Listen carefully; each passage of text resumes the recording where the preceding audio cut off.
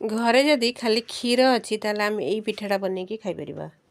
पिठाटा एते नरम जे पार्टी पको पको मिल जाव। पिला माने एटा खाया को बहुत खुशी पाती। थरे बनैकी देख तापर मते कहब। नमस्कार सांग माने मो चैनल ले आपण समस्त को स्वागत करुछि। एई पिठाटा तैयारी करबा को प्रथम आम कड़ाई रे गोटे ग्लास पानी ढाल दबा। पानीटा गरम हेले तादर गोटे चम्मच लूण पके दबा। लूण पकई सारा पर सेठी आम गोटे ताटिया चाउल चूना पकेदबा। चाउल चूना को पकईकरी भल भाव आम यहाँ को गोले दबा। गैस टा टी मीडियम रखा आउ भल भाव ये गोले सब पानी गुड़ा जमी मरीज। चाउल चूना जदि घरे थी यहाँ बनवा को मात्र 5 ରୁ 7 मिनिट ही लगे।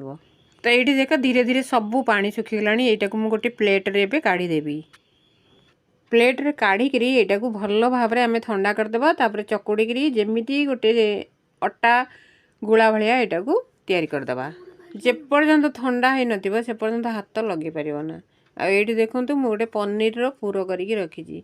ये पनीर आउ सुगर पाउडर आउ अमूल पाउडर सब मिसई गोटे पुर करची।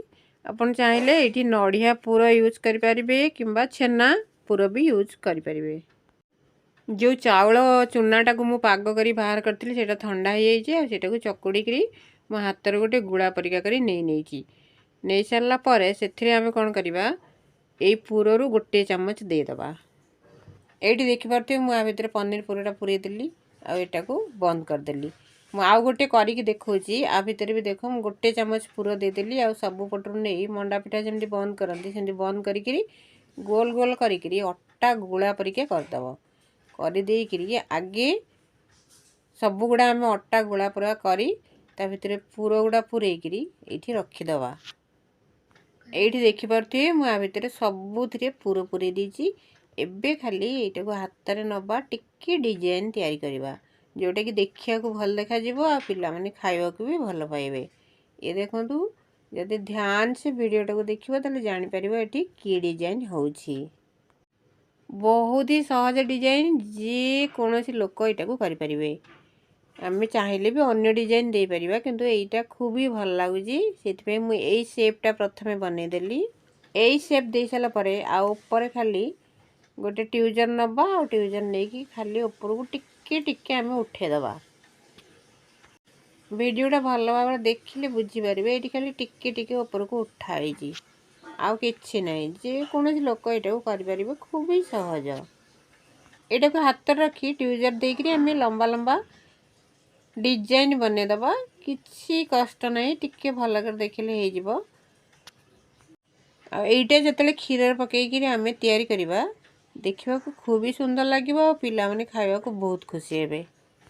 पूरा डिजाइनटा बन सारी मुझे देखा गोटे मिनिट भी समय लगेनि। ये देख ये केते सुंदर देखा आ भितर जिते क्षीर गुड़ा पशिज से आहरी खाइबा को आहरी नरम हो।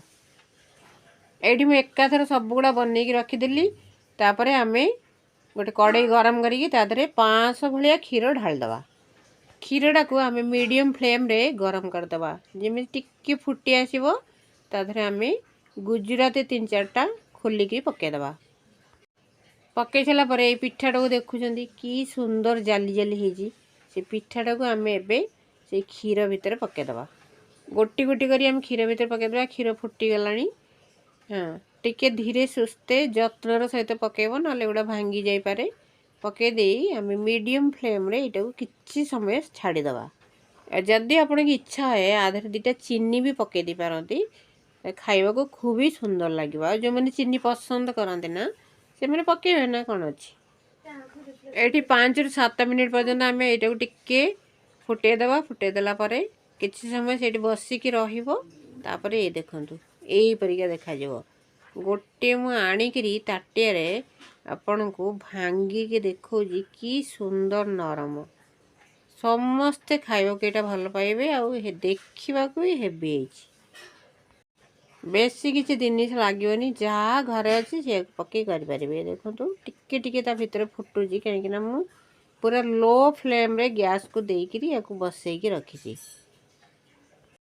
धीरे धीरे आ भितर को जिते क्षीर गुड़ा पशिबो ताले यहाँ फुलीज फुलिगले पूरा स्पंज परिका हो। एटा पूरा हो गलानी मु गैसटा बंद कर देइची। एटा देखिबाकू खूब ही सुंदर लगुच खाइबा को भी बहुत ही भल लागिवो। मु एटी बाढ़ी की गोटे देखौची ताटिया रे ये देख केतेटा नरम हेजी जी नहीं सी एटा खाइ परिबे।